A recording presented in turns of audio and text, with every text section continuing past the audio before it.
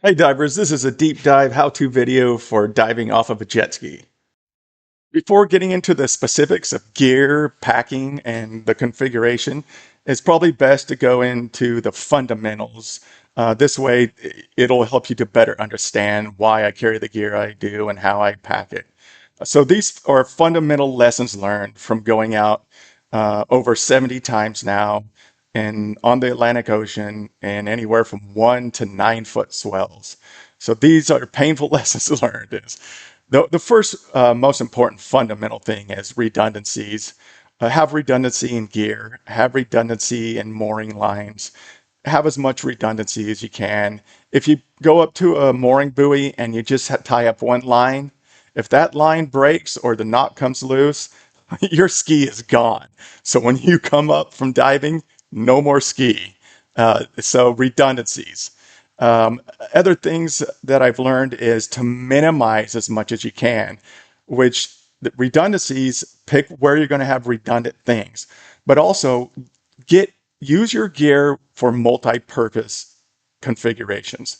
For example, you'll see where I go through, I use water shoes, but when I carry the water shoes, I make sure they're packed in a way that they help secure the tank.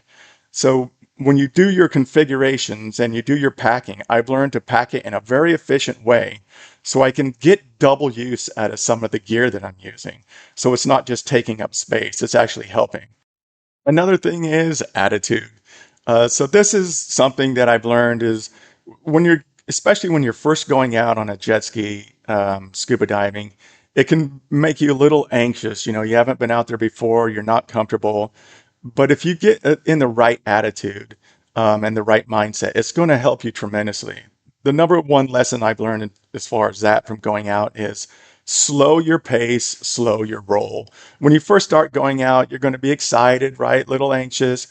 When you start feeling those sensations, slow it down. Like slow your breathing. Literally start breathing slower through your nose, reduce the anxiety. This sounds ridiculous to put so much emphasis on this, but attitude and state of mind is going to help you tremendously. Have a much better time. You're gonna not forget your gear. You're not gonna forget vital steps if you get into right state of mind. Part of that is slowing down. Whatever you do when you're scuba diving off a jet ski, do not rush yourself. Don't ever do that. I've made that mistake a few times, and it's painful. You'll forget gear. You'll forget to gas up your jet ski. You'll pack things wrong. You'll lose things in the ocean.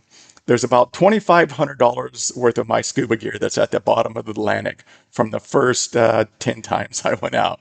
So these are hard lessons learned. So state of mind, slow it down, get yourself in a good state of mind. If you're cranky, if you're irritable, walk away for a second until you can get your mind in a good state where you're relaxed.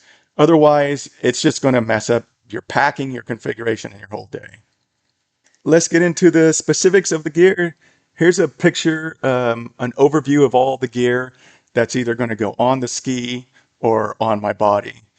There's a few pieces that aren't in this picture, and that's because those pieces are already on the ski. If you look in the bottom right, there's those two black blocks in the bottom right of the picture. Those are to signify my integrated BCD weights. I always keep them on the ski at all times. So I just for this picture right here, I just forgot to put them out, so I just use an editor to put that in there. So let's go over each piece one by one.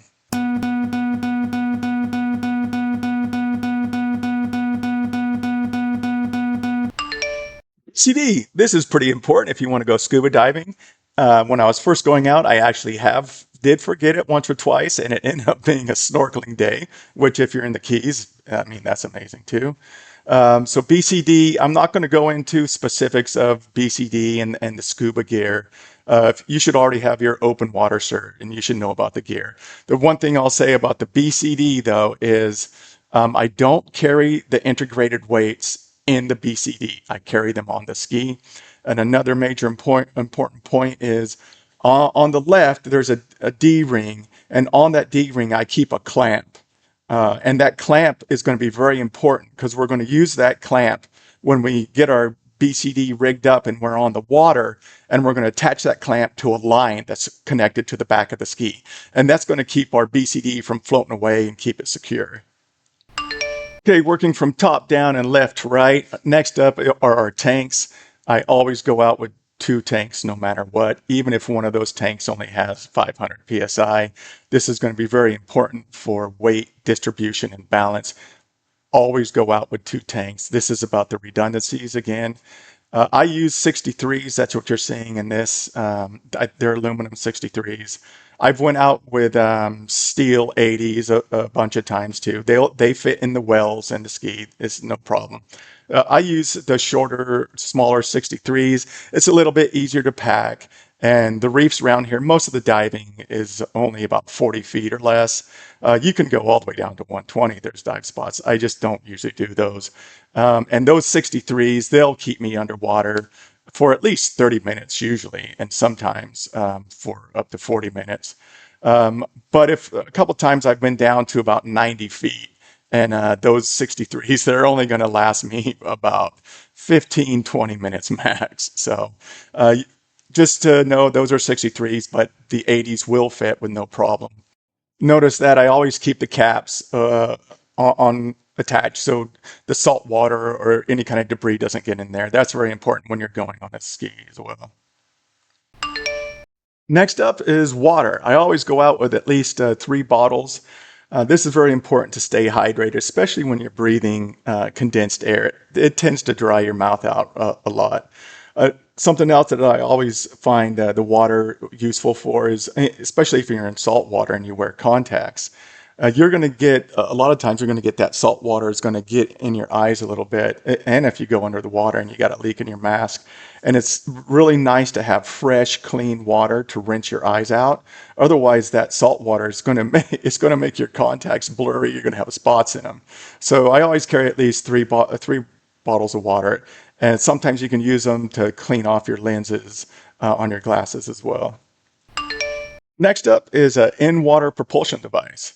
So this is probably going to be a little bit unusual to put this on a packing list, but I'm going to advocate for this, and I realize that a lot of you probably won't go out with one of these, but just real quick, I want to advocate for this and a quick story on why I carry this with me all the time now. I won't go out, especially on the Atlantic, without this. So what you're looking at, this is called a Lafitte water scooter. It's actually 2 of them, and you could, with an attachment, you can connect them together. And I call it an underwater jetpack. It's, besides being fun as heck, it's also brought a lot of safety and security to me on my dives. So here's a real quick story about how this has helped me and could have helped me in the past. Swimming, when I was diving out at Molasses Reef all alone, I was underwater and I was practicing deploying my SMB. Well, the current was really strong and there were big swells and it was rough water out there. And what happened was when my SMB got to the top, it drug me. The current and the swells drug me 30 meters down current past my ski. I'm out in the Atlantic Ocean, 8 miles offshore, and I'm 30 meters down current from my ski now. So the current was dragging me away from my ski so fast that I had to cut the line to my SMB. Well, then I inflated my BCD and I tried swimming my ass off to get back to my ski. But I realized I wasn't able to overcome the current on my own swimming. And I looked down and my PSI, I was already at 500. So I expected to come up near my ski and be done for the day. But now I'm 30 meters down current and I can't overcome it on the water. So 500 psi, I have to now go down back under in the water deep enough so I can overcome the current. The current wasn't as strong because there's a reef to help block it underwater. So I am desperately hoping that I have enough air and a strength to overcome this current now. Fortunately, I just barely got back to the ski and I was tired as hell. I was done swimming 30 meters underwater against the current, sucking air like crazy. That was a very unpleasant experience. So now when I go out, and the current's really strong, I make sure I strategize at how I'm going to go out. I'm always going to go out against the current when I start out. That way, it's going to be added security. So when I come back, I I don't have to swim against the current. Something else is that with this scooter, even in strong currents, I've been able to overcome every current. So I've never had that stressed kind of panicky feeling about not getting back to my ski. This thing has helped me tremendously. And so it gives me a lot of security, extra confidence. Even if I do end up down current away from my ski, this thing will help me overpower the current.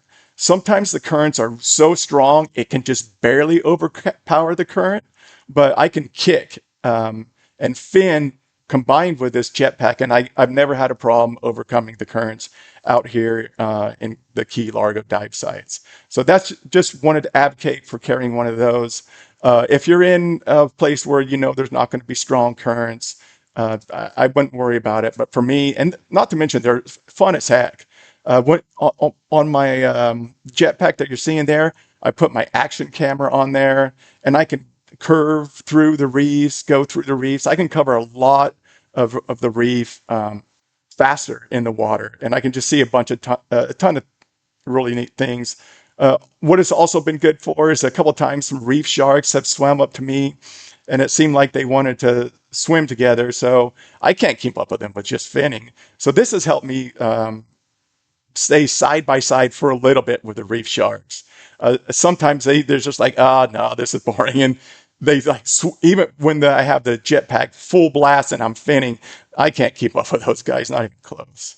But it's a fun device. If you're able to have one, you can easily pack it and fit it on the jet ski. You'll see later. Next up is a thermal insulator. So normally this would be a full body wetsuit for most people. You don't see a full body wetsuit in here because it's summertime. I go out off of the coast of Key Largo, so I'm in just shorts and a very thin long sleeve shirt. And I use this because it sucks. Sometimes you get a thermocline, and it's for most people it's not cold, but I get cold easy, so I always keep this with me and almost always wear it. And it also serves as a additional rash guard in case you run into jellyfish or something like that.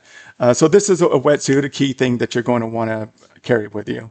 For me, I use this to wrap the regulator to help buffer it when I pack it so it doesn't get damaged. But your wetsuit, you'll notice that for you, a lot of times you'll want to actually put your wetsuit on, at least the leg part of it, for most of the journey out, or even maybe the full part, your full wetsuit on, depending on what the weather is. So wetsuit. Next up are our fin and water shoes. This is what we'll wear when we put our fins on and we're in the water. These are just very lightweight water shoes. Most of you will probably use full-on booties, neoprene booties, which I do during December and January here in the Keys. I always go out with a pair of dry shoes in addition to the water shoes. The reason for this is if your feet are inside the water shoes or the neoprene booties, after a while they get really pruny and that'll start to damage your skin, especially the salt water. And I noticed I would keep my booties on all the way home and on the jet ski ride. And sometimes I'm riding for 45 minutes, an hour and 15. And after a while, it starts wearing on your feet. Your skin gets messed up. Sometimes it can lead to athlete's foot. So now I always have a pair of dry shoes. These are just flip flops. I mean, in the Keys, as warm as it is, and they're great for riding the ski too. So the dry shoes it's better for your feet. These next three items are all about eye and face protection. The glasses are a key component whenever you're on your ski. Whenever you're on your ski, you should have eye and face protection for sure. If you can't see when you're riding your ski, that's a very bad thing. I used to use goggles, but goggles got to be a pain in the butt. They were getting foggy, and it's in the heat. It doesn't work out. So really cheap glasses off of Amazon. I got like 6 pair at a time. You'll notice that there's also a string attached to the earpiece on there, and you can tighten it up to the back of your head so your glasses stay on real firm. This is important when you're out in really choppy water and you constantly have water splashing up into your face. The one thing with the glasses is when you're in salt water, you constantly get water splashing up. And even though the glasses, they protect it for the most part, sometimes you do get a little bit of salt water in your eyes, whereas when you're wearing the goggles, you usually don't. But they fog up easier. So glasses it seems like the most efficient thing to go with. In addition to your eye protection, you also need face protection. It's probably going to be sunny whenever you're going out on your jet skis, so you need some UV protection. If you're going out 3 or 4 times a week, you don't want to get your face beat to heck by the sun because it'll just be painful, and your nose will always get burnt. So over on the right of the glasses, that's a neck and face scarf. You pull it over your head, and then you pull it up. Once you do that, you pull it up just above your nose and right below your glasses. That makes sure your cheeks, your nose, your lips are protected. The hat above the glasses, that's for the forehead. That's where you get a ton of sun beaming off of that. The UV rays will do damage to your forehead. I was out just for an hour without a hat, and my forehead was exposed. The next 3 days, my forehead was peeling from skin. Got so burnt. So maybe you have different items you use. Maybe you don't use a hat or a face scarf. I've also went out with a dry thin material that has a hood, and I could just put the hood tightly around my forehead and face. But it's hard to keep in place, and sometimes the wind flaps it, and it's annoying. So eye and face protection is what these items are for. Next up is the regulator, which is going to be pretty important if we want to go scuba diving. Otherwise, if we forget it at home, which I have, it turns into a snorkeling day. Just to the right of the regulator are 2 action cameras. They're in waterproof cases that you can get off of Amazon. Each case is like $10 or so. It's pretty inexpensive. And they do a pretty good job, the cases. Those 2 cameras are the Ace Pro Insta 360s. They're waterproof down to about 30 feet, which isn't enough. If I want to go down to 90 feet or 120, I need an additional case. And those cases have taken care of me all the way down below 100 feet. So they've done really well.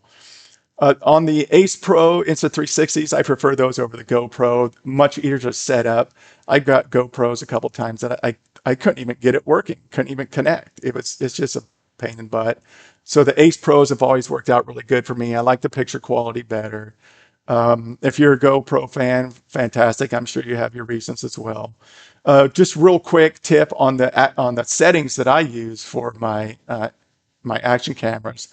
The setting I use on the camera that goes attached to the jetpack. There's an attachment on the jetpack. I put the camera right on there. It's a forward-looking view. That's set to Ocean 1. That's the Ocean 1 pre-config settings for the Insta 360 Ace Pro. The setting for the camera that gets attached, for the other camera that gets attached to the handlebars on my ski, that's set to Ocean 2. And I really like those settings. It turns out it's really good, really clear. It brings out the vivid colors, especially if you're in like really blue turquoise waters. There's some good contrast, beautiful sun. It gets good sweeping scenes. So the action cameras, I always go out with them, and they serve multiple purposes. One, just to capture like your adventures. It's really nice to go back and see what you've done, especially if you're around sea creatures. Sometimes just create a quick video with some background music. It's really nice to recall your adventures with sea creatures, scuba diving, especially if you can put some nice background music to it. The action camera that goes on the handlebars is good for a couple of reasons. One, it's like if you're in 2 to 6 foot ocean swells, it's nice to go back and see action movies of you jumping those. That's pretty fun, especially when you got scuba gear on. Another purpose the camera serves on the front of the jet ski that's attached to the handlebars. I've noticed every once in a while you'll get jackasses out in the water. And I've noticed a couple of times these people that were being jackasses, all of a sudden their behavior, they started to behave. And the reason I'm pretty sure they did is they saw the action camera was working because there's a red light in front that flashes. So it serves a couple of purposes, the action camera attached to the front handlebars. I'd recommend going out with them, but they're not a necessity. Just to the right of the action cams is a small white plastic floatie. It'll fit in the palm of your hand. There's going to be more on that later, how it's used. Basically, we're going to tie a string to that, a rope rather, really skinny rope. And that rope's going to be attached to the jet ski as well, the back of it. And that's going to help to keep that string, the end of that string, floating in the water so we can later attach our BCD to. So this particular little white floatie came with the fins that I bought, the black fins below there. So I actually have two of those. So this is just to signify some small flotation device that's going to help keep a string attached or a rope attached to the back of the jet ski, keep it floating above the water. Next up, mask and snorkel, what I believe to be the most important of the dive gear. The reason why is if you forget some of your scuba gear or some of your scuba gear malfunctions, you can hopefully at least have a decent snorkeling day. You can still be in the water. If you forget your mask and snorkel, if you don't have a mask and snorkel, you're done. You're not going to be able to enjoy the water at all. This is so important that I have redundancies for these. I always keep a spare mask and snorkel in the jet ski under the seat. This is the one I pack up all the time that you're seeing. It's got blue trim and the snorkel is black with gray. But that's the one I pack up every time I go out. But I also keep a redundant one on the ski at all times. Whenever I'm on the ski, I may see something in the water, dolphins, and I might want to jump in just to get a look at them, or a manatee. Turn off the skis so I don't run into them or damage them. And I can just float in the water freely and check out the wildlife. So mask and snorkel, very important. Next up is dive flag. Can't go out without this. This was a tricky one to figure out, how to get a dive flag packed up on the ski that wouldn't take up a bunch of space, wouldn't constantly be getting caught up in things, wouldn't get broke. So the configuration that I came up with, the solution was to use, it was the support system for a tent that I never used. And it had poles that would stretch out to 6 foot.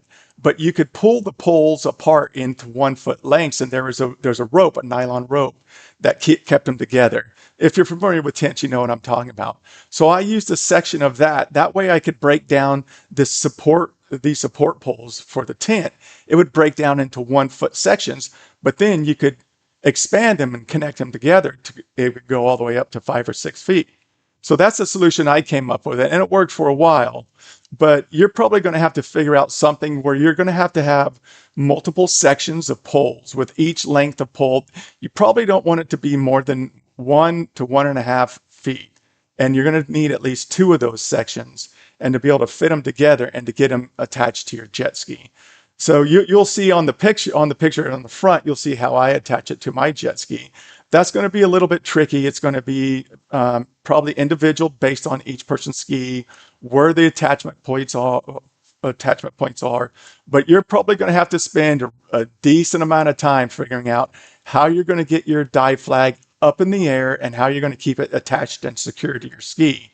What I found is when I went out in the 2 to 6 foot swells in rough conditions, sometimes I'd come back and my dive flag would have been collapsed or fell into the water. So it took me a while to figure out how I could take some string or rope up to that and keep that secured to my ski. So even in rough waters, it stayed in place. So that one you're going to have to figure out on your own. There's no one solution, and it's probably going to be ski dependent. Next up is the dive knife, an extremely important tool. I never go out on the water without it, never ever. Even if I don't plan on going scuba diving or snorkeling, whenever I get on my ski, I always have at least a body attached dive knife. This one you're seeing right here, it goes attached to my lower leg. I put it on my left lower leg. The reason I always go out with a dive knife is, one, I don't like drown. I wouldn't want to drown. I don't want to drown. 2, if someone else needs help and to help prevent them from drowning, I'd like to do that. 3, if I can help a sea creature out that's got rope or is tied up in something and maybe help save a sea creature life, I want to be able to do that. And 4, if someone is boating out somewhere, get something wrapped up around their prop, or another fellow skier gets something sucked into the jet, I want to be able to help them, or myself, I want to help them. So Carrying a dive knife with you is extremely important. It's so important that I always carry two. Whenever I go scuba diving, I always carry two. The one you see there, even before I get on my ski, it's attached to my lower leg. And the second one is permanently attached to my BCD. So I'll always have a knife on me, whether I'm just snorkeling or whether I'm scuba diving. When I'm scuba diving, I have two. And when you're underwater scuba diving, it's good to have two because you might not be able to get access to one, especially if you get caught up in rope or something like that. So a couple of brief stories on this to emphasize and advocate for carrying two dive knives. I dove in freshwater and saltwater, a lot of diving, both freshwater and saltwater. I dove in lake water where visibility was about 2 feet. And coming up, I got caught and tangled up on an old anchor line that a boat had obviously got, the anchor got stuck and they just cut it. And it got caught up around the back of my tank on the pressure valve. And I couldn't, I was reaching around to try to feel where this rope is caught up and to untangle it. And I couldn't do it. And I'm in like 2 foot of visibility in a dark, like nasty, like nasty-ish lake water. And what the hell? Fortunately, I had a dive knife. So there was a brief moment of panic, but then I'm like, wait a minute, I got a dive. So I just reached down and I was able to cut the rope, no problems, come up to the surface. And then I'm like, what the hell? So the rope was just wrapped around my tank and the knob, the air pressure knob. And there's no way I would have been able to get that unstuck underwater in 2 foot of visibility. So that's one story. Another story is in the Atlantic, I saw an old trap for a lobster trap, and it had a rope, and fish were swimming around it, potentially could get stuck in it or wrapped up in it. I was able to cut that free. Out on the lake, because I always carry a knife, a couple boaters got rope wrapped around their props. I was able to help them cut the rope free. So there's so many reasons to carry a knife. And here's another story. In the Florida Keys, there's actually, it's a well-known story. A kid was free diving, and he jumped in the water and he was free diving. But for whatever reasons, he didn't have his dive knife attached. Well, he was spearfishing and his spear gun was attached to his arm. And so when he shot at something, it got stuck. And the spear gun was attached to his arm on a strap, and he couldn't get free of his strap, and he drowned. If he would have had a dive knife, which he from the stories I heard, he almost always carried the dive knife. For whatever reason, he just was in a rush, I guess, to jump into water, and forgot his dive knife. So I don't know. I can tell you stories and stories about why you should carry a dive knife, but definitely carry a dive knife. I recommend two. Now, there's going to be some fragile ego people that are going to make fun of you and say, oh, look, Scuba Steve has his dive knife, just because you look much cooler than them. But the reason you're going to carry these knives, it isn't because to look cool. It's going to be to save your life, save someone else's life, save a sea creature life, or help some people out in the water. Okay, enough about dive knives. I recommend carrying two of them, one attached to your BCD at all times and one attached to your body at all times whenever you're on the ski. Next up in the bottom left is our life jacket, our PFD. We never go on the ski without this. For you experienced jet skiers, I don't need to say anything. For you that are new to jet skiing, it is one of the most, if not the most stupidest thing you can do is to go on your ski without this. Enough said on that. Just to the right of the life jacket are the fins. These are crucial if you're going to go scuba diving. You can actually get away without fins if you're just doing snorkeling. It ain't that bad. But if you ever tried scuba diving without fins, yeah, it's a deal breaker. So fins are definite. These are so important that I keep a redundant pair on the jet ski as well, packed up in the bag a lot of times as well. Next up is the gear bag. I went through a few of these before I finally found something that worked out really good for me. The features on this one, I don't know if you can see there, but it's got straps so it can be worn like a backpack. On the left side of it, there's a zipper that zips the full length so you can open it up. And as well, there's a drawstring to cinch it up. So if you want to go in through the top, so two ways to access it. It's also got a side pocket over there on the right that I like to put one water bottle in, and it's got a drawstring to cinch it up. Our gear bag, we're going to strap down to the back seat of the jet ski. Next up, our wallet, keys, and phone. So the phone isn't in the picture because I'm using it to take the picture and do the video. And that's just my wallet, and the keys I just forgot to put in there. Wallet, keys, phone, they're going to go with you. They're going to go in that dry bag that's over to the right. Now, when you bring your wallet, make sure it has all your necessary cards and IDs in there. You're going to want your Scuba Cert card in case you want to go get your tanks refilled, or you nitro or something like that, your Patty card, your Nowie card. If you have a Dan card, you're going to want to put that in there. You're also going to want to have at least one credit card, and you should always have cash. I recommend going out with at least $40 cash. Wallet and the ID and the cash and the plastic, they're going to be awesome when you're done scuba diving and you want to stop by an ocean or bayside bar and grill and have a nice time. You want to be able, if you forget your wallet, then you're not going to be able to do that. Next up is the dry bag. This is where we're going to keep our wallet, keys, and phone in.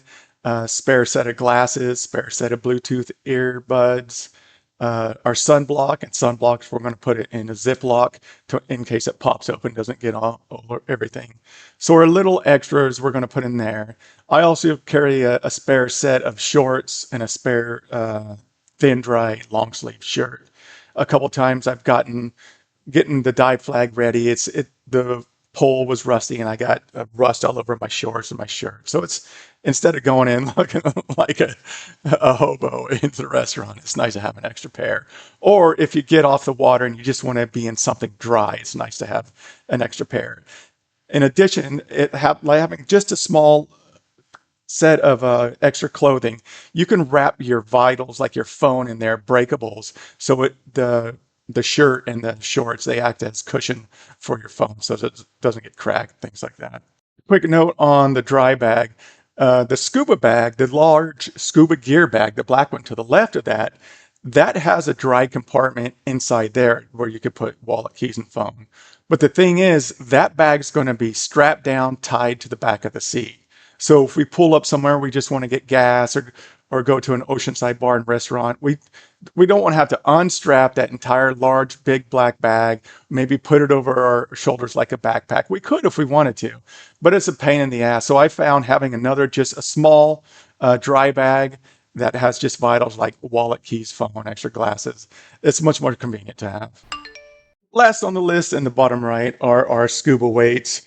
These are going to be very important if we want to scuba dive. A quick note, it is possible to get under without weights. You can kick and you can get yourself under and you can go without weights. That's not the problem. What you want the weights for is when you're coming back up. If you have to do a safety stop, if you don't have your weights, you're not going to be able to do that. So that's just a quick reminder.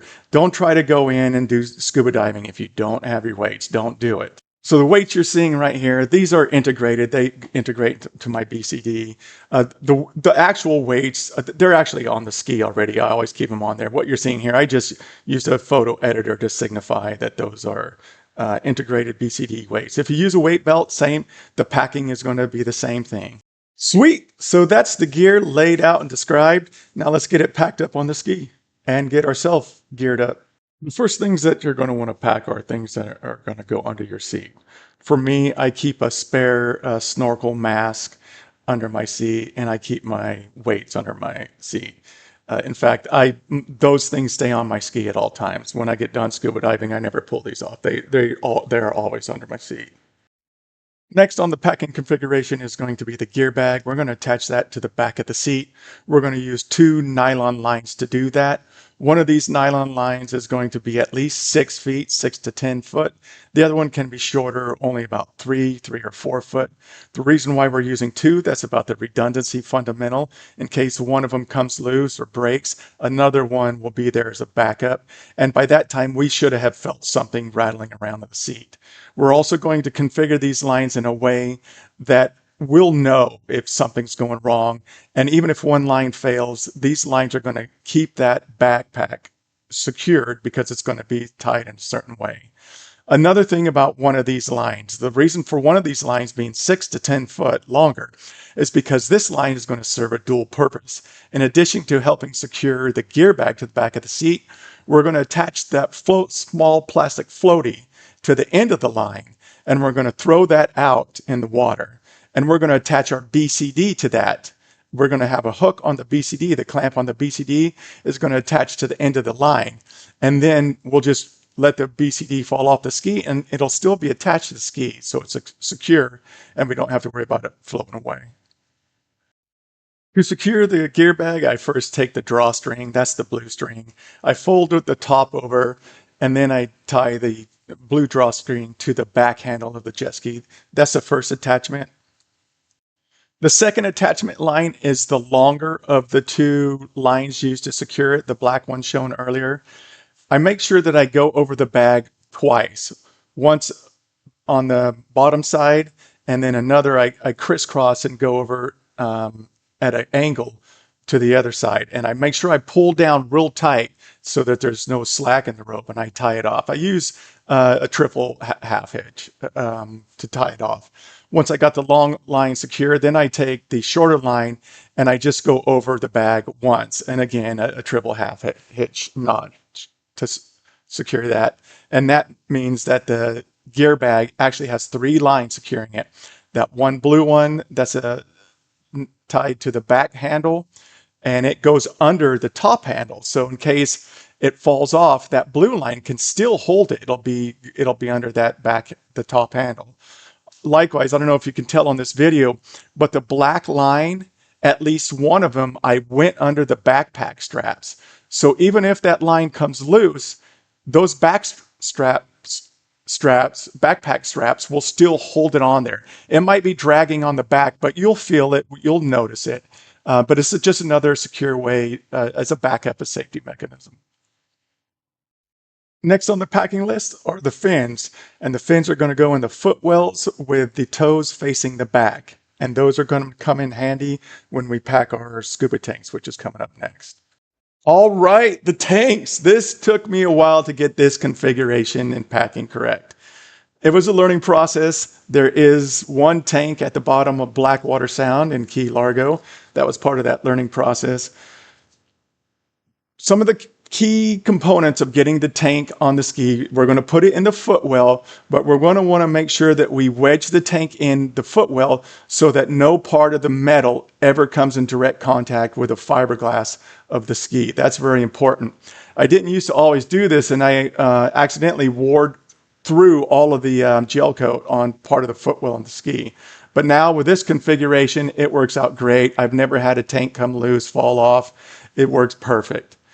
So what you're going to want to do is you're going to get this is going to take some time to figure this out, some practice. You want to get your fin situated just a little bit, see how it's angled over there.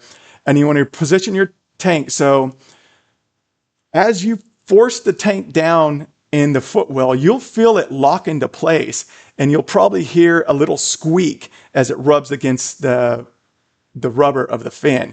And then it'll be very secure. You'll feel it. You'll know it. On the left side, as you're looking at the left side of that black tank, there's some rubber that I got off of Amazon. It's like the rubber that's all over the jet ski. And you can buy these. They stick on really well. But that's on the other side. That prevents the left side from rubbing up against directly the fiberglass. So on the front part of this tank, this works out great. So the ways to know your position really good. If you look at the knob for the outlet, the high pressure outlet, that knob is sticking straight up. You don't want that knob to be sticking to the side one way or the other. If it manages to twist and it starts rubbing up against the ski, you could inadvertently lose all your air because it might rub that knob against the side of the ski, open up the valve, and you lose your air and you don't even know it. Another thing is the valve, you want that to be at least 1 to 2 inches from the bottom of the ski, from the fiberglass. So using your fins like this helps ensure you get a good fit, and the knob and the outlet is protected. Second tank, which you're always going to have with you for redundancy and for weight distribution and balance. Same as the first. For the bottom, back into the tanks, we're going to get dual purpose use out of our water shoes, and we're going to use that to squeeze the rubber soles between the tank and the footwell to make sure the bottom part of the tank is secure and doesn't rub up against that fiberglass. Next to get packed up on the ski is going to be our BCD. This is pretty easy and straightforward, as all we're using is chest straps. One of the chest straps, you unbuckle it, then you slide it through the back handle of the jet ski. And the other one, you unbuckle and slide it through the side handle and rebuckle it. And I've never had a problem with this configuration, this packing. I've never had a BCD come loose or come off. Those chest straps are really strong and secure. What this picture shows also is it's a good view of the clamp I use, that clamp that's on the D-ring. So that's the clamp that we're going to use attached to that rope, that line that we're going to throw out with a little floatie attached. And that's going to keep our BCD secure in the water so it doesn't float away. And you'll see later when we get in the water that's how I'm going to get the BCD on, actually is in the water. I've tried putting the BCD on the ski with the tank, and it's a pain in the ass. I don't recommend it, especially if you got 2 to 6 foot swells that you're having to deal with. Just do it in the water. It's so much easier. Next to get packed is going to be the dry bag. This is going in the front compartment. Things to put in your front compartment are things that they're okay if they bounce around. Remember, we've wrapped our phone inside the dry bag. We have our breakables wrapped up in extra shorts and shirt to help buffer it. If you're fortunate enough to have a ski with a very large front compartment, that's where you should put extra snorkel, mask, fins. Put things in there, extra clothes, whatever. Put things in there that are the lightweight things and things that can afford to get bounced around a little bit, especially if we're going out in big swells. Some fundamental packing things to keep in mind is the heavy things, keep those to the back of the ski, like the BCD weights and that. When you position your tank, try to get it as far back in the footwells as you can. The reason for this is you never want your ski to be front heavy when you're going out, especially if you're going into swells. If your ski is front heavy, you're going to be drowning yourself. You're going to be flooding the ski. You're constantly going to be inundated with water over your face. It's going to be miserable. So as a fundamental principle, try to push as much weight to the back of the ski as you can. Also, this shows a picture of there's 2 nylon ropes in this front compartment, and that's where I keep them bundled up. If you look towards the front of the ski, you can see how those ropes go down over the front of the ski, and what they're tied to, they're securely tied to the front eyelet of the ski. Those lines, those nylon lines, they're 10 foot each, and they never come off the ski, and I always keep them in the front compartment. Those are the lines that I always use when I go out to the buoy, to moor up to the mooring buoys on the reef. And there's always 2 of them. Remember, you're going to have redundancies. You don't want to just have one line. If you have just one line and it comes loose or it breaks, you'll come up from scuba diving and wonder where your ski is, and you'll be screwed. So redundancies, there's 2 lines. I keep them in the front compartment. When that lid comes down, it presses down on those front lines, so it keeps them secure so that the nylon lines don't get loose and get sucked into the ski. Next to get it put on the ski is going to be action camera 1. This is going to go on the handlebars. This is going to be the forward-looking view. This took a learning process to get right as well. There are at least 1 action cameras at the bottom of the Atlantic as part of that learning process. So you'll probably have to come up with what works for you. What I did is I got a phone mount off of Amazon, and I managed to figure out how to get that action camera that's in the waterproof case attached to that camera mount. And I use little bungee straps. I have 2 of those on it, bungee straps around it really tightly. And then also that waterproof case, it has a little eyelet on it that you can put fishing line. So I use 50-pound test fishing line through that, and I loop that around the camera holder as well. So that if the bungee lines break off or come loose, which they have a few times, it'll still bounce around, but that 50-pound test fishing line isn't going to break. And you'll hear and see that the camera bouncing around. Since I had this configuration, I've had the bungee straps come loose, jumping 6-foot swells, and it bounced out of the bungee straps, but I've never had the fishing line break. The last thing on the packing list isn't really specific for diving. It's just things I've learned to keep on the ski that's been helpful. One of them, those things to keep on the ski, is I always keep a spare key or lanyard. If for whatever reason the plastic breaks, that's going to suck if you're out on the water and you can't start your ski. So I always keep at least 2 with me, an extra lanyard or key, whatever they call it. Another thing I always make sure I always have is needle nose pliers. On a ski, needle nose pliers, and even when you're scuba diving, needle nose pliers are like the duct tape of going out. Needle nose pliers, sometimes you can use it to pull hooks out of fish. You can use it to cut line away from sea creatures. Needle nose pliers, you can use it for just a bunch of things. So these are extra things that I keep on the ski. Sweet! We are all packed up and we're ready to go. Almost. Just one more key thing to do. All right, we got the jet ski packed up, geared up, gassed up, and ready to go. That takes about 20 to 30 minutes once you get the system down. The next thing to do is to get ourselves geared up. And this is a quick view of what I'm geared up with whenever I go out. Something that I did not mention in the original packing list, I left it off because technically you don't need it, but virtually and practically you do. And this is going to be a dive computer. My dive computer, I use a watch. I keep it on my wrist. I found this to be the best configuration system to use, is a watch dive computer. I've tried dive computers attached to the regulators, and I just don't like them. The watch is better. I love it. It goes everywhere I go. If I want to just snorkel or free dive, I have it on me all the time. The watch works out fantastic.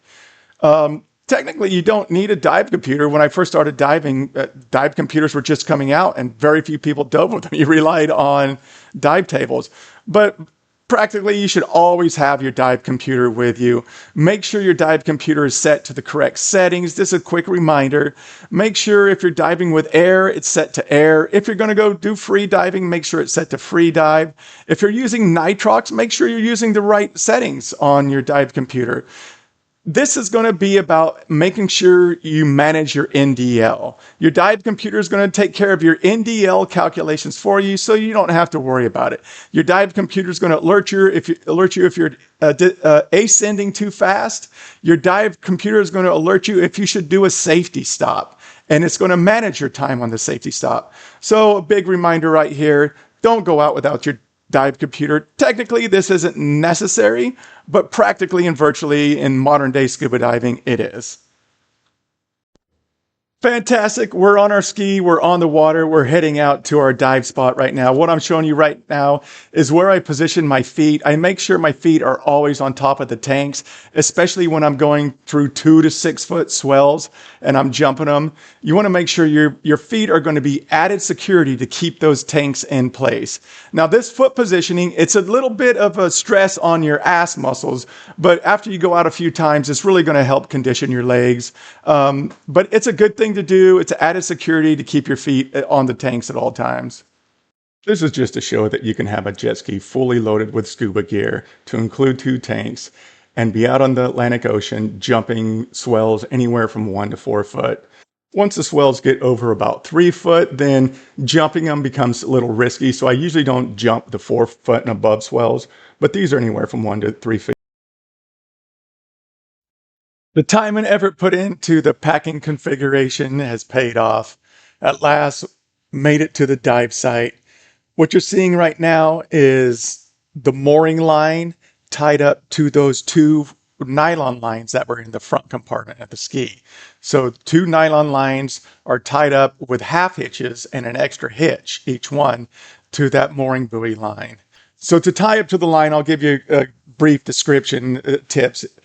If you're doing tying up to a mooring line. For me, what I do is I get the jet ski going just at a slow speed, a no wake speed, and I aim it so I'm going to run directly over the mooring line, closer to the loop at the end of it. And then right before I go over that mooring line, I kill the engine because I don't want any rope or anything getting sucked up in the jet. And then I reach down with my hand and I grab the mooring line. However, here's a tip. I would recommend if you're in salt water out in the ocean, if you're grabbing a mooring line, always have a glove on that hand, because that mooring line, it can get fire coral on it. A lot of times if it's been in the water for a long time, it'll get fire coral, and that will not be fun. That'll be on your hand, it'll peel off the skin, it'll be itchy. So I always use a glove whenever I pick up a mooring line. And then I tie up my two nylon lines that are attached to my ski to that. Once I get that done, then it's time to put up the dive flag. The dive flag is the second thing I do. Get up, let everybody know I'm out here diving. And at this point, if you made it this far, if you're just going out for the first few times, your anxiety is probably going to be up. You're going to be excited. You're not going to have the confidence yet about putting together your gear, and you're going to be a little bit stressed. You're probably going to be anxious and stressed at this point. But if you're a diver, you already know what to do. You never panic. Bring your anxiety down. Just chill out, take a moment, and just look around. I recommend, especially if you're doing this for the first few times, once you get anchored or moored up to the line or whatever your jet ski is set, and you're just going out for the first few times, this is a time to just stop and take it in. Just look around, maybe listen on your earbuds to some relaxing music. Just chill out, start breathing slowly through your nose, and just take it in, and don't think about anything. Just a brief minute or two to meditate and just chill out. If you're in here this time, I'm in a 2 to 5 foot swells. So if you've never been out on a jet ski in 5 foot swells, or I've been out in 9 foot swells actually in molasses, it can be pretty nerve wracking at first until you get used to it. So heck, even 4 foot swells can be nerve wracking. The first thing you want to do though, when you get out there, if you're going up to a mooring buoy, get that line secured as fast as you can without rushing it. Get the first line done, then make sure you get the second line done. Once you get get moored up or anchored, you're securely anchored, then just chill out and relax on your jet ski and let your body just recover from the ride out. This is where you're going to be resetting your attitude, making sure that your anxiety is down. This is a really important step in the process. If you get anchored and get moored up, and if this is the first time you've been out, and you start rushing into getting set up, like most times when you got on dive boats, they'll alert you like 10 minutes before you get there. All right, 10 minutes, we're going to be there. And then people start scrambling, getting their suit on, getting their gear ready. And anxiety starts to spike on a lot of people. You can see it on their faces. And when that happens, you start forgetting things, and you start forgetting all the stuff, the good instruction that you learn. So again, another reminder at this point, if you're doing this for the first few times, take this time once you get your jet ski moored up or anchored and just chill out. I can't emphasize this enough. Once you get in a good spot, a good state of mind, then you're going to take it nice and slowly by the numbers. And that's what I'm going to do next. The cinematography on this, the videography on this is not the greatest. I'm sorry. This is just to prove you can easily go out in 5 foot swells, no problem, and handle it on a jet ski. Jet ski won't have any problem. It'll just roll right over them. And if you learn to relax and just go with it, you're not going to have a problem either. It took me about half a dozen times before I started becoming pretty comfortable. Then by about the 10th time, it was a no-brainer. No stress, no anxiety. Heck, in 9 foot swells, I'll have a little anxiety, but once I get moored up, I'm okay. So this is it. We're going to start getting geared up to get in the water now. I'm going to try to go through what I'm doing step by step. This is very important, these steps. There's going to be a couple places where I messed up, and I'm going to point it out. But you're for sure going to mess up a few times. It's going to be awkward, but I'm going to try to give you tips and tricks to walk through it and help mitigate any kind of damage, and to make sure we're going to have a good time in the water. Here are the order steps that I found to be the most efficient, and which also greatly minimize risk of falling over, risk of losing gear, risk of forgetting stuff. Step 1, look around you. Make sure that if you fall off your ski, you're going to be okay. You're not going to fall onto anything that's going to hurt you. Step 2, you're going to remind yourself, if for whatever reason you feel yourself falling off the ski, you're going to fall off the ski. Just let yourself fall off the ski. Don't jump off it, just fall off it. If you feel yourself falling to one side, you're not sure you can recover, fall off. The reason for that is the last thing you want to do is tip your ski over. If you tip your ski over, goodbye tanks, goodbye gear. It's going to really suck. So those are the first steps. The next step, step 3, is going to be get turned around on the ski so you're facing backwards. This is going to be the position that you're going to put all your gear on. Step 4, grab your fins. It's going to be a little bit awkward because you're facing the other way, but you can do it. In the video, you can see I hold on to the handlebar sometimes just to help me keep my balance ensured. In case I slip, I can maintain center position on the ski. Once you get your fins, you're going to put your fins on. So the first gear that you're going to put on are going to be your fins. Your fins are going to be very, very important to have on as soon as you can. If for whatever reasons you fall in the water, you jump in the water intentionally, you're going to want propulsion. And without your fins, you're not going to be able to swim nearly as fast as you could. And this is especially important if you're out with a current. Your fins could possibly save your life or get you back to the ski for sure. After your fins, we're going to untie both ropes that are being used to secure the scuba gear bag on the back. The longest rope, untie that first, one end of it, and make sure one end remains securely tied to the handle of the jet ski. Remember, we're going to hook our BCD on this end, so make sure it has a little eyelet on there for our clip, and just throw that out in the water so that it's not in the way. Next, loosen up the second line that's securing it, the shorter line, and you might have to completely take it off, but what we need to do is we need to get these ropes loosened up enough so we can lift up the jet ski, the seat on the jet ski, so we can remove our weights out of the back compartment. When you remove your weights, make sure you put them in the footwell that's going to be the same side of the tank you're using. The reason is this is going to be important for weight distribution and management. Once we start moving that tank, we're going to want some weight on that side to help counterbalance it. Next, I get my regulator out of my gear bag and I drape it over my neck and shoulders. It stays pretty secure like this. After that, I get the little floatie out and I tie it to the end of the string, the longest string, and close to the eyelet as possible. Then that eyelet, I'm going to attach it to the clip that's on the BCD. I'm going to do this even before I unclip the BCD from the handles. This is just going to be added security. So if the BCD falls off, it's not going to float away. Unclip the BCD from the handles, put it up and bring it between my legs. Next, I install the integrated weights. If you keep your weights in your BCD, you probably can skip this step. For me, I found it just easier to manage the BCD without the added weights. And I'm a little concerned that if I'm jumping over swells and doing a lot of bouncing, that those integrated weights will fall out somehow, and that would really suck. For using a weight belt instead of integrated weights, I would recommend that you leave those in the side of the footwell and don't put those on until the very last moment before you get into the water. Next, if I haven't already done so, I get the regulator out of the scuba bag and drape it over my neck and shoulders. It stays pretty secure like this. The next step is probably the most awkward in the gear up, and it's getting our tank, grabbing it from the footwell and putting it between our legs. First few times you do this, you're probably not going to have a lot of confidence, so it's maybe a little bit stressed about doing this, but I've done it plenty of times and I've never dropped a tank in the water.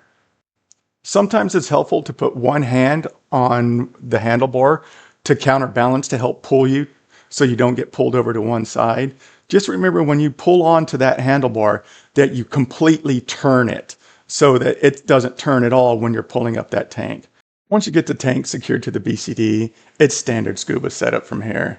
Blue water relaxes all fish. Bruce Willis rocks all films. I never understood the ruins part. Has nobody ever seen Pulp Fiction? The Sixth Sense, The Fifth Element, Unbreakable, Glass, Armageddon. This is just me going through the standard BCD checks and setup. One thing that you may have noticed is that I didn't attach that line with the eyelet to my BCD until after I got my BCD completely set up.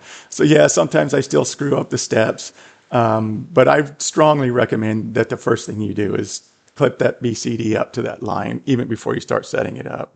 Once the BCD is fully set up and secured to the line, then we're going to let it gently fall over to one side of the jet ski. This part is pretty important. This has tripped me up several times.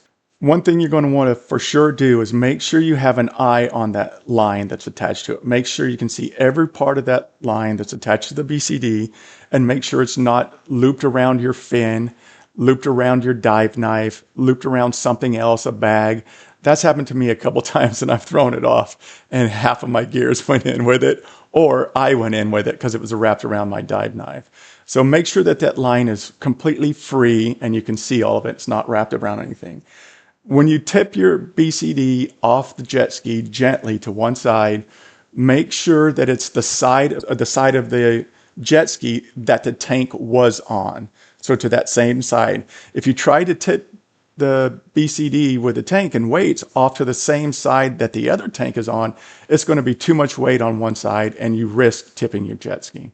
At this point, it's pretty clear that I'm going to be putting the BCD on in the water. A couple quick notes about this. I've talked to some very experienced scuba divers and I've seen a few YouTube videos. And some others, they'll put the BCD on while they're on the jet ski. I've tried this a few times, more than a few times, and it is much more awkward to put your BCD on while sitting on a jet ski with the tank and the weights. I don't recommend that. By far, the easiest way to put your BCD on is this way, securing it to a line and putting your BCD on in the water. If you're out in 2 to 5 foot swells, trying to pick that tank up and move that tank around, I've almost fallen off a few times trying to put the BCD on while sitting on the jet ski. So I strongly recommend put the BCD on in the water. It's much, much easier. I've never had any problems with doing it, putting it on in the water. For me, the next thing that I do before putting on my mask is to get my jetpack ready. If you're not using a jetpack, you can just skip this. If you are thinking about it, here's the steps I do. I make sure that the jetpack is powered up and I make sure it works before I get into the water. Once it's powered up, and I make sure it works, then I make sure I put in the lock so I can't inadvertently hit that trigger and make the jetpack go. Because a couple of times I've forgot to put on that safety lock and I've had the jetpack in my hand and all of a sudden it started taking off in the water and pulling me away when I wasn't ready to go. Once I make sure the jetpack is set up, then I place it in the footwell that's on the same side where the tank used to be. So for weight distribution and management, I put it in that footwell that's now empty without a tank. I leave it there until I get my BCD completely on, but I have a wrist strap that connects to the jetpack already on. Next, put on mask and snorkel, and now it's time to finally get into water. For this, I just gently roll off the side of the jet ski where the tank used to be. So that same side of the jet ski where there's a tank that's now in the water. Again, this is just so I don't tip the jet ski. A couple quick safety tips before you get in the water. Make sure you always look around you, completely around the ski, to see if there's any wildlife around you. If you're going into the ocean, to the sea, check for sea turtles. There's been a couple times where I was going to get in, and it's a good thing I looked down because I was swarmed with jellyfish. I don't know if it's a school of jellyfish or what they call them, big groups of jellyfish all around me. So if I didn't look down, I just blindly jumped in, I would have been in some serious pain. Another thing that you're going to want to do before you get in is know the current, know where the current is. If you're moored up to a mooring ball or how you're anchored, the current's going to be going from front to back of your jet ski. Almost always it's going to be moving from front to back of your jet ski, which means when you get in, be very ready to grab the side of the footwell. Don't try to grab it as you're going in. You'll probably tip the ski. Just jump in, or rather just let yourself fall in slowly, grab the side of the footwell if there's a current, and slowly make your way back and grab the line that's attached to the BCD. You want to make sure that you're never going to be overpowered by the current and you're always going to be connected to a flotation device, which is going to be your BCD. If there's a strong current out there or big waves and swells and you get thrown away from your BCD and you don't have your BCD on yet, that's going to really suck. Usually, almost all the time, you can overcome it by finning, but this is just a safety note and precaution. You never want to be completely disconnected from both your BCD and your ski. Sweet, at this point, I'm in the water. And even though I've been out over 70 times, I've done this over 70 times, every time I get in the water, I can feel it. I get a little anxious. I can feel my anxiety spike. I have no idea why. But I just calm down and I just look around and let myself, once I get a good hold of my BCD, I calmly look around, assess the environment and everything, and just let my anxiety calm down. I don't know if it's because I'm really excited. I don't know what the reason is. But for me, no matter what, even after over 70 times, I still get a little anxious and a spike in anxiety and excitement when I first get into water. So I chill out, hold on to my BCD, making sure that my BCD is all aired up and inflated, and just chill out for a few seconds, look around, look at where I'm going to be going, and then I slowly start to get the BCD on. So you should have an open water cert. You should know how to do this in the water. So the rest of this is just going to be of me getting my BCD on in the water. Some notes about this. Before you start putting on your BCD, make sure your chest straps are already clipped. Remember, you unclipped your chest straps when you remove your BCD from the back handle of the jet ski. You may have forgotten to put the chest straps back on, like I do sometimes. I think I may have even forgot this time. No problems, no worries. You should know how to do this. Just put the clips back on in the water. Make sure your chest straps are set up. The next thing you're going to want to make sure you do, make sure the hoses aren't tangled up inside the BCD or around that line that's connecting to the BCD. This has tripped me up several times. It's really annoying to get your BCD on and find out that your gauge is stuck somewhere behind your back, or one of your regulators, mouthpieces, you can't get access to it. So take some time, make sure all the lines, the regulator, all the hoses are free and clear of any lines. They're spread out. They're not tangled up in the BCD somewhere. Make sure you got an easy path to putting on your BCD, and that line is not wrapped around anything on your BCD, because that'll be really annoying.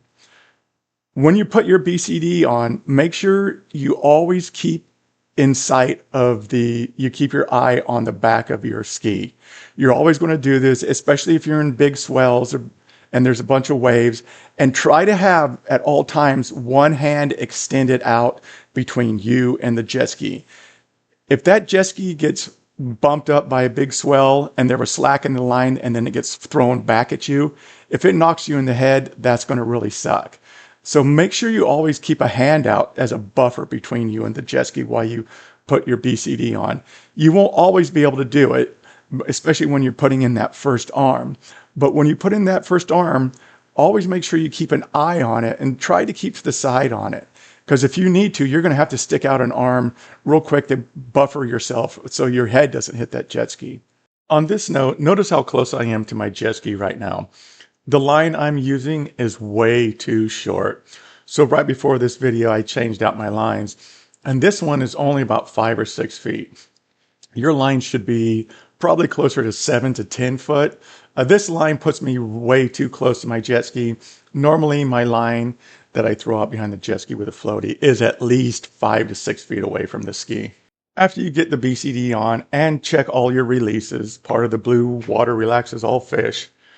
From that point, I unclip the line from my BCD so I can swim free and clear. I then swim around to the side of the jet ski, grab the action camera, and then I start my 5-point descent, and down I go. Here in Key Largo, the self-proclaimed dive capital of the world, here's the payoff for all of this hard work. This is what makes all that time and energy put into getting out here worth it. I have a bunch of other scuba videos, so I'm only going to show a few seconds here. But even though this is a how-to video, it wouldn't be a complete scuba video unless I showed some actual wildlife.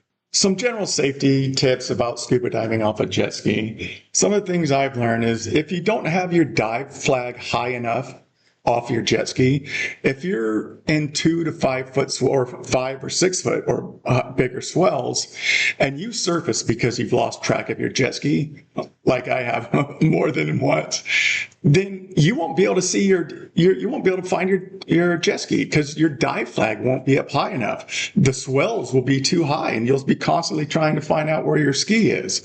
So try to get your dive flag up at least 3 to 5 feet above your ski so you can see it in case you need to surface and find your ski. The dive flag I'm using on my ski right now in this video, it's too short. The pole is too short, and that's because a couple of poles I lost.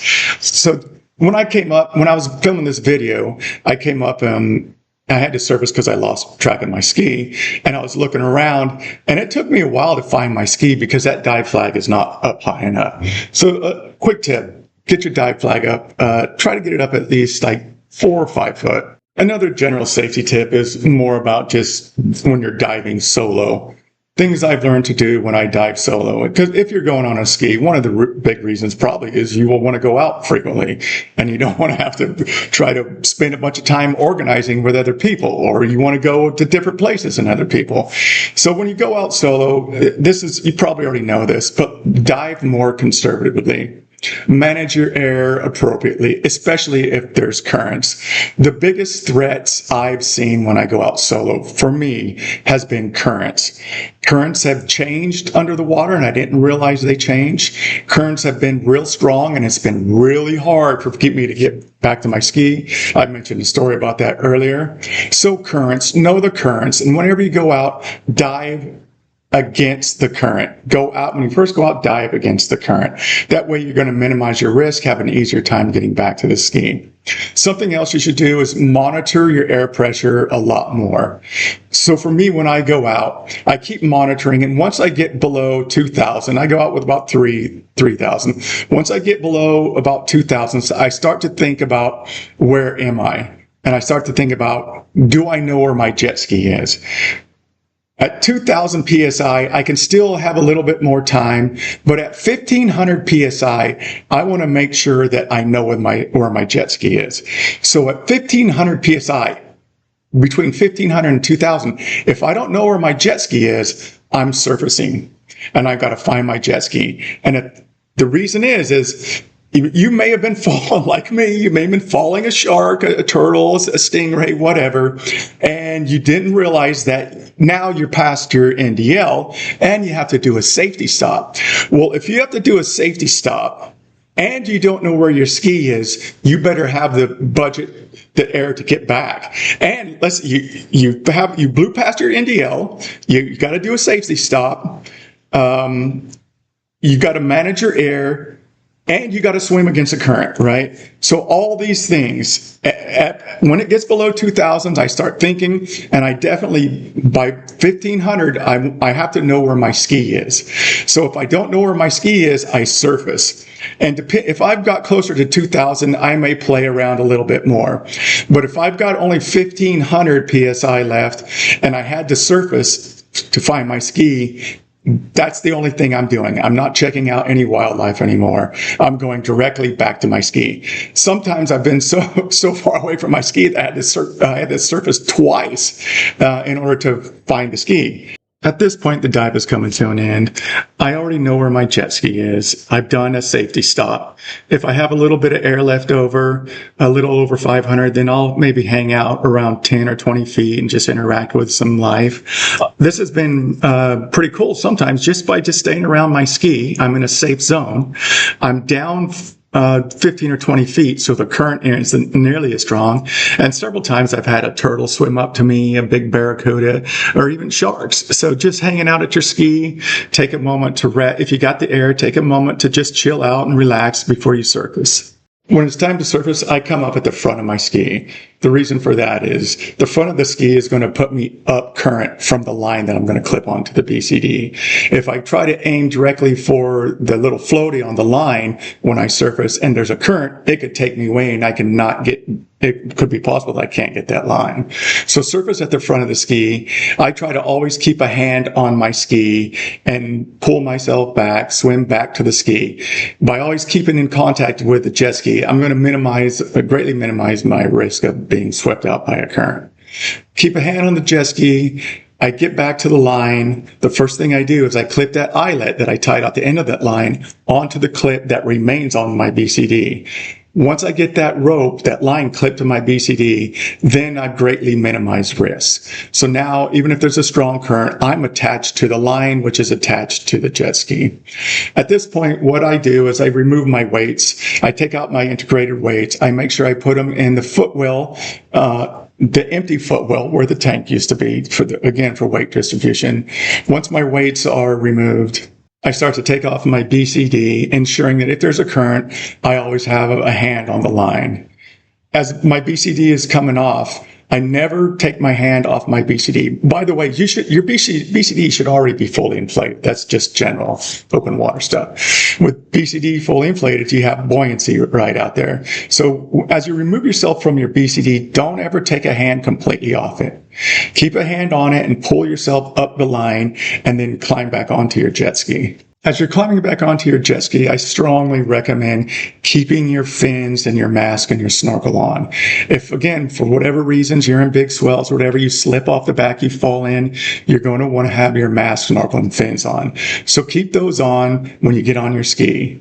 Once you get on your ski, take a moment and just rest. Make sure you're in a good state of mind. Make sure you're not tired. You don't want to start pulling things up when you're tired.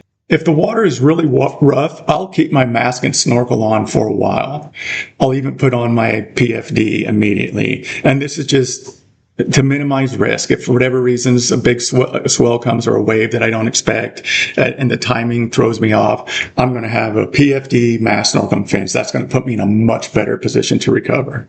At this point, I just chill out for a minute or two, take in the scenery, think about how grateful I am for being able to do this, get myself in a good state of mind, and just observe. I look at the waves, the swells, what the conditions are, see if there's any unexpected waves that I should be concerned about, try to get in a rhythm for what the water is doing. And after I do that, then I turn around, face the other direction on the jet ski, facing backwards.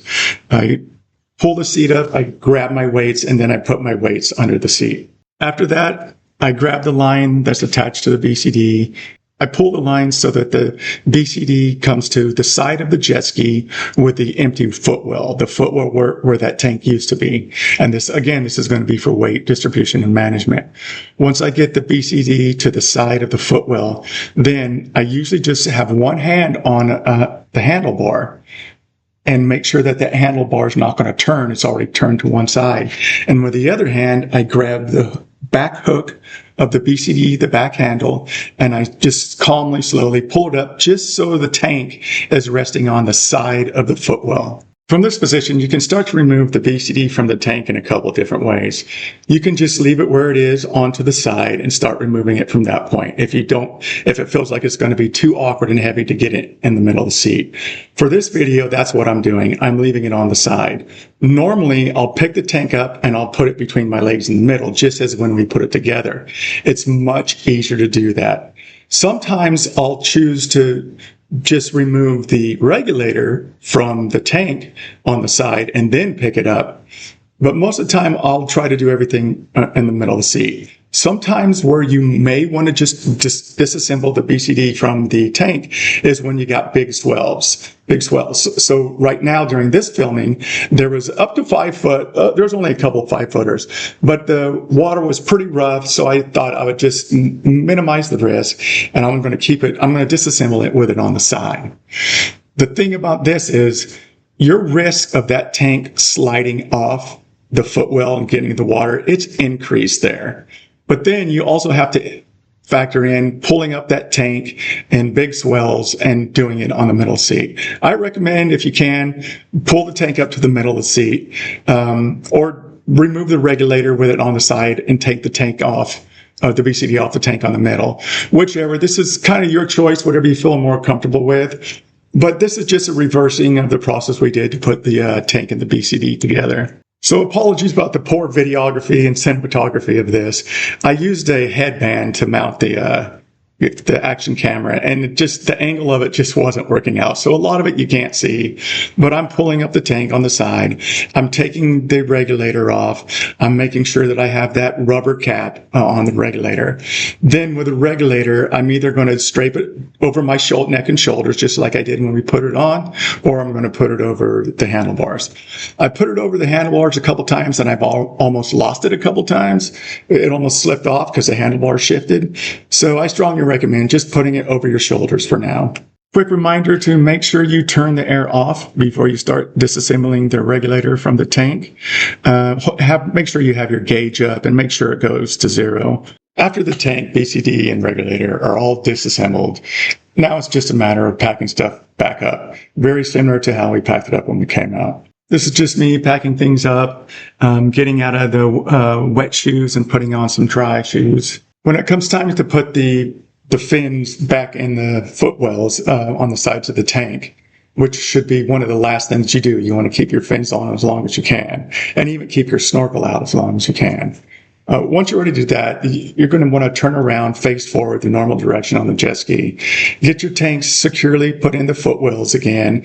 Make sure you use your water shoes on the side if you're doing that as well.